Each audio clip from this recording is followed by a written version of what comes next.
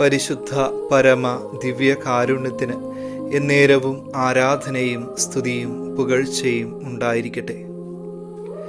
ജെറമിയ പ്രവാചകന്റെ പുസ്തകം 30-ാം അധ്യായം 17-ാം തിരുവചനത്തിലൂടെ കർത്താവ് ഇങ്ങനെ സംസാരിക്കുന്നു: ഞാൻ നിനക്ക് വീണ്ടും ആരോഗ്യം നൽകും, നിന്റെ മുറിവുകൾ സുഖപ്പെടുത്തും. അവർ നിന്നെ ഭ്രഷ്ട എന്നും ആരും തിരിഞ്ഞു നോക്കാത്ത സിയോൻ എന്നും വിളിച്ചില്ലേ?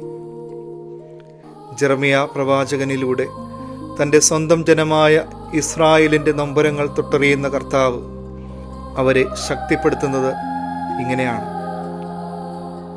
പലരും പുറങ്കാലുകൊണ്ട് തട്ടിമാറ്റിയപ്പോഴും കണ്ടവർ പോലും തിരിഞ്ഞു നോക്കാതെ നടന്ന് അകന്നപ്പോഴും ഇസ്രായേലിൻ്റെ നിലവിളികൾ കർത്താവ് കേട്ടു. ഇന്ന് നമുക്ക് ആരോഗ്യം നൽകുവാനും നമ്മുടെ മുറിവുകളെ വെച്ച് കെട്ടുവാനും കർത്താവ് നമ്മോടൊപ്പം തന്നെയുണ്ട്. ആരൊക്കെ അടിച്ചമർത്താനും തളർത്താനും ശ്രമിച്ചാലും കർത്താവിൻ്റെ കരം നമ്മെ താങ്ങും എന്ന വെളിപ്പെടുത്തലാണ് ഈ തിരുവചനം നമുക്ക് തരിക. ഈ വിശ്വാസത്തിൽ നമുക്കും ശക്തിപ്പെടാം.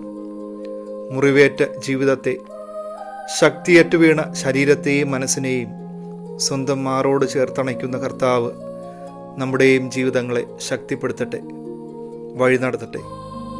സർവശക്തനായ ദൈവം, പിതാവും പുത്രനും പരിശുദ്ധാത്മാവും നിങ്ങളെ സമൃദ്ധമായി അനുഗ്രഹിക്കട്ടെ. പരിശുദ്ധ പരമ ദിവ്യ കാരുണ്യത്തിന് എന്നേരവും ആരാധനയും സ്തുതിയും പുകഴ്ചയും ഉണ്ടായിരിക്കട്ടെ.